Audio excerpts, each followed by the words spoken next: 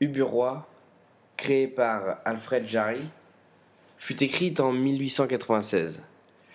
Précurseur du surréalisme et du théâtre de l'absurde, Alfred Jarry, anarchiste convaincu, crée le personnage d'Ubu alors qu'il est encore lycéen. Inspiré par l'un de ses professeurs, cette figure phare de la pièce Ubu-Roi et de ses suites Ubu enchaîné et Ubu cocu incarne la tyrannie poussée à son extrême bêtise. Il montre un univers satirique, plein d'humour gras, sous forme de parodie. Alors, il est important de préciser ce qu'est le théâtre de l'absurde. Le théâtre de l'absurde montre une existence sans signification de l'humanité. Donc il y a des idées d'existentialisme. Les mouvements sont réalistes, mais les rituels ne le sont pas. Le langage n'a pas de sens et il est très illogique et répétitif. Les personnages sont exagérés et le tempo et le rythme de la pièce est très varié. Les costumes sont assez réalistes, comme on peut le voir dans la pièce Ubu-Roi, avec les tchapkas, les chapeaux traditionnels de la Pologne, par exemple.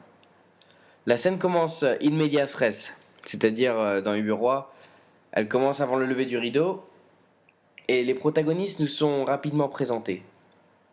L'enjeu de l'action apparaît aussi rapidement. Il s'agit pour le père Ubu de devenir roi à la place de Venceslas, sur les conseils de sa femme. Et ceci amène conflit et action au travers de complots et de mise en scène. Plusieurs techniques sont aussi utilisées par l'auteur, comme l'utilisation d'apartés pour comprendre les sentiments des personnages, mais aussi différents types de comiques qui s'ajoutent à cet univers absurde.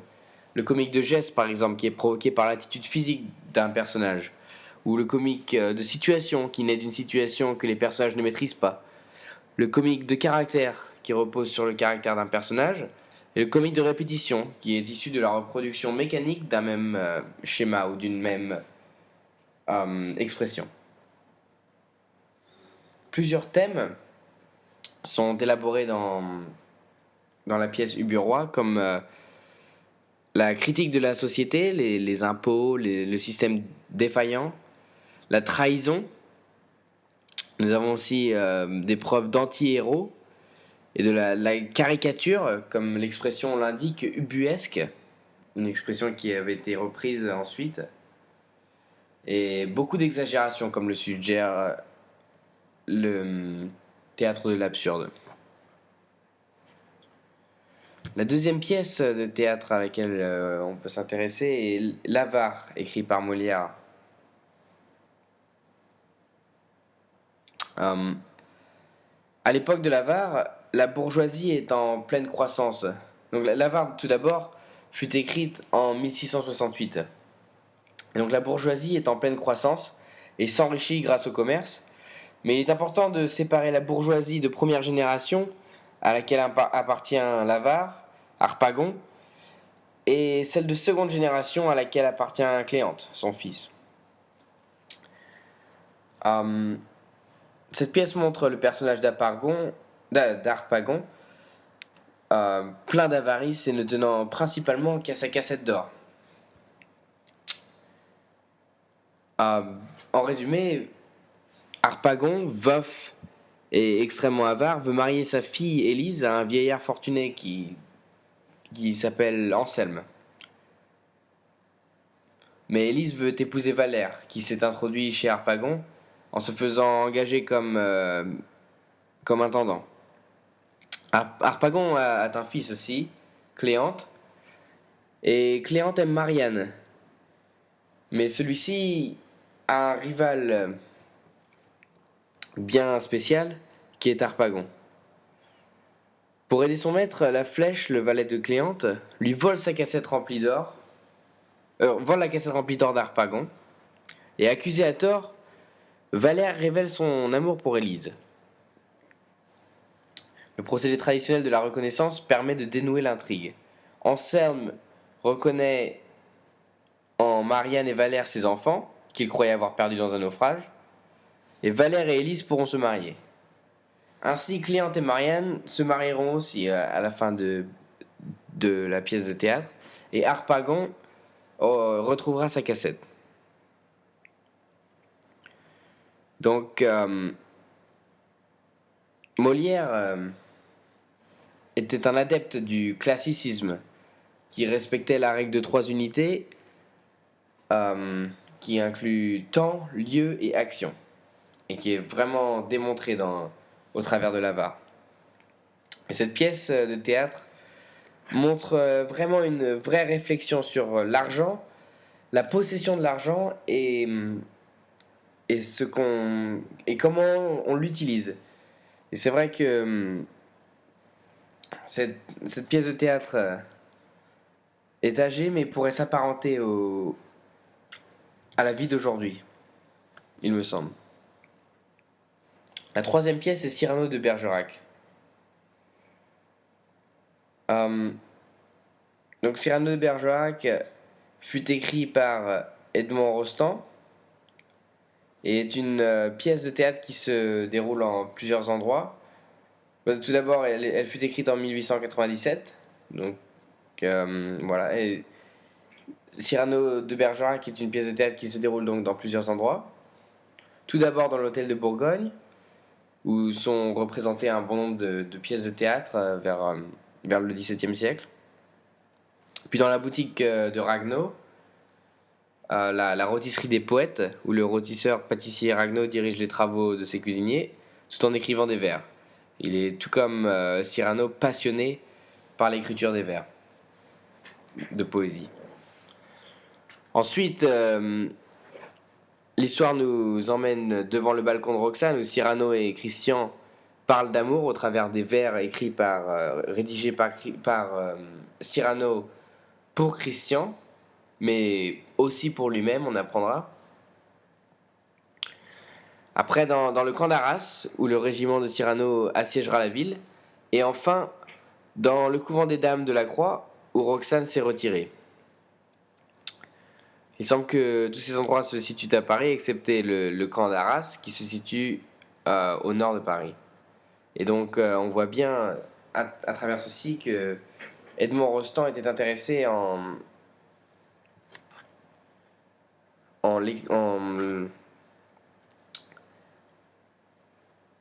ayant l'action se dérouler dans différents endroits, mais aussi différents temps.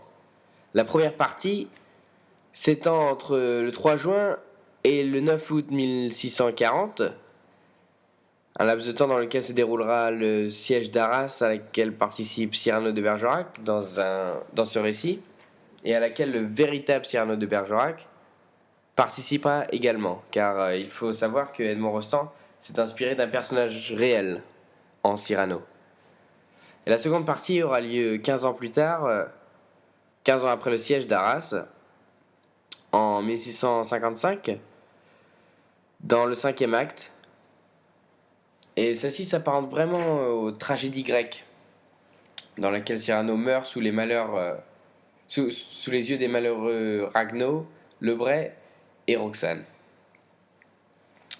Le fait que Edmond Rostand à la base était un poète romantique, et ce texte s'apparente vraiment à son style.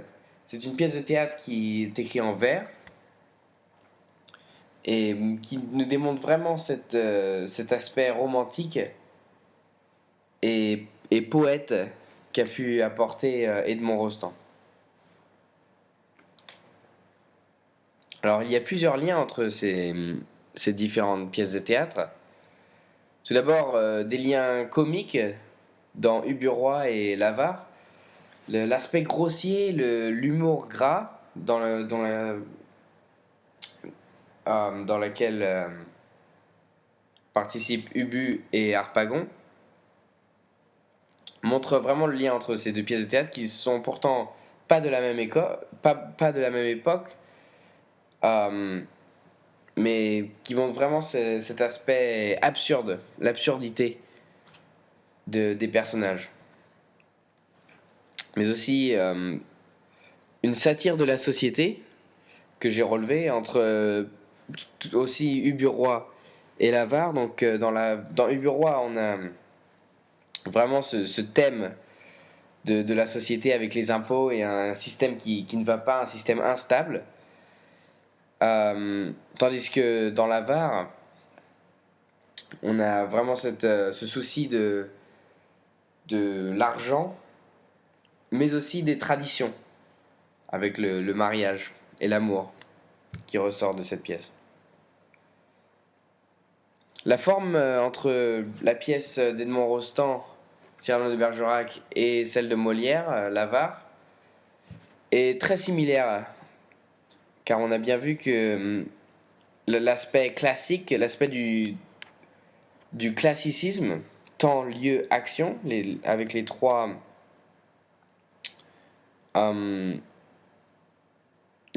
unités, temps, lieu et action, sont vraiment démontrés dans ces deux pièces, comme je l'ai dit avec la pièce Cyrano de Bergerac.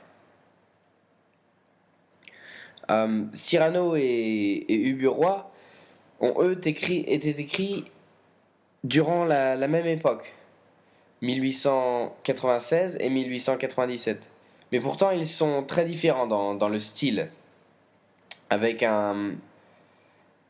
vraiment ce contraste entre l'aspect formel de Cyrano de Bergerac, cet aspect amoureux, romantique et vraiment dramatique, comparé au, à l'aspect grossier et absurde du Bureau.